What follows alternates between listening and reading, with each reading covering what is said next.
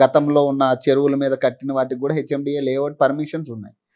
వీటికి ఏం చెప్తారంటే ఎర్రర్స్ ఉంటున్నాయా? హెచ్ఎండిఏ కావచ్చు, గవర్నమెంట్ అప్రూవ్డ్ ఏ లేఅవుట్‌కైనా గూడా? ఉన్నాయి కదండి. మనం చూసినాం కదా! ఇప్పుడు హ్మ్. గవర్నమెంట్ అప్రూవల్స్ ఇచ్చిన వాటి వెంచర్స్ హైడ్రాలో కూలిపోయినవి చాలా చూసాం మనం. రైట్. సో, దీన్ని బట్టి మనకేమవుతుంది?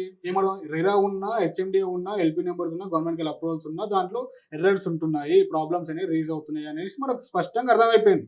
సో, హ్మ్. ఇప్పుడు ఫ్యూచర్‌లో ఇకపైన మనం ఇన్వెస్ట్‌మెంట్ చేసేటప్పుడు ఏదైనా ప్రాపర్టీ కొనేటప్పుడు ఏందంటే ల్యాండ్ చరిత్ర తెలుసుకోవాలంట నేను.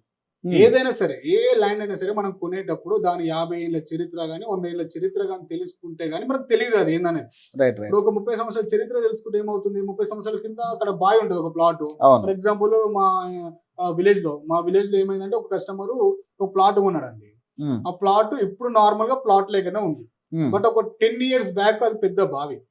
ఓకే. ఆ బావిలో ఏం జేసినారు ప్లాట్ ఓనరు పెద్ద పెద్ద బండరాళ్ళు, గుండ్లు తీసుకొచ్చి అందులో ఏసినాడు. హ్మ్. పైనంగా మట్టి వేసినాడు. చూడడానికి ప్లెయిన్ ప్లాట్ లాగానే ఉంది. ఇప్పుడు ఆయన కన్‌స్ట్రక్షన్ చేసే టైంలో ఏమైంది? బునాదులు తీస్తారు కదా! అవును. పిల్లర్‌లేయడానికి. ఆ టైంలో అది ఎక్కువ లోతుకెళ్తుందన్నమాట. రైట్. రైట్. సో, అప్పుడు రెక్టిఫై అయింది. బట్ దాని గురించి తెలీదు గదా! అదే ముందే ఎంక్వైరీ చేసుంటే